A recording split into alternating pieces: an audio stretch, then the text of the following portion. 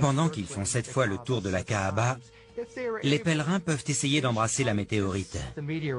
Mais la foule est tellement dense, surtout de nos jours, que c'est impossible. Donc, si vous ne pouvez pas physiquement embrasser la pierre, vous devez tendre la main droite vers elle pour montrer votre respect, votre vénération. Les gens croient bien sûr qu'il s'agit d'une météorite tombée du paradis qui a pu être sauvegardée. Ce ne sont plus que des petits fragments, car elle s'est cassée, mais ils l'ont préservée en la maintenant dans un cadre en argent. C'est un magnifique artefact.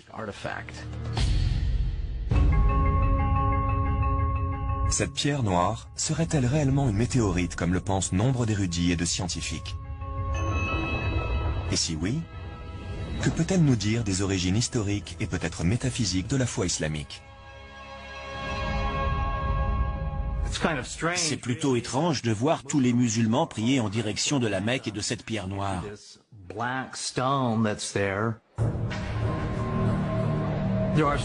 On raconte que la Kaaba de la Mecque dégagerait une certaine énergie, qu'elle stimulerait les gens, développant leur spiritualité et améliorant leur santé. Peut-être que ça vient de cette météorite, de cette pierre noire d'origine extraterrestre. Aujourd'hui, en raison de l'immense valeur spirituelle de la pierre noire dans la religion islamique, il est formellement interdit d'en effectuer une analyse scientifique. Pour les musulmans, la pierre noire vient tout simplement du paradis.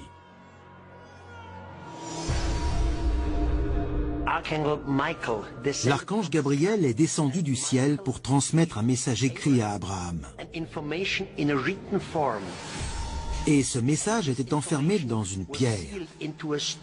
Et cette pierre est désormais dans la Kaaba. On dit que c'est une pierre du paradis.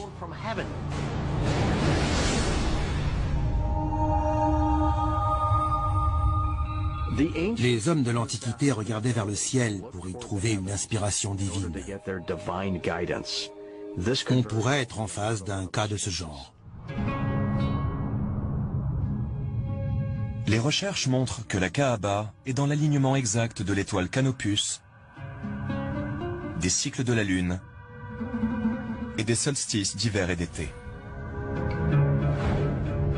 Mais où et comment nos ancêtres ont-ils pu obtenir un tel savoir en astronomie? De la même manière que les planètes tournent autour du Soleil,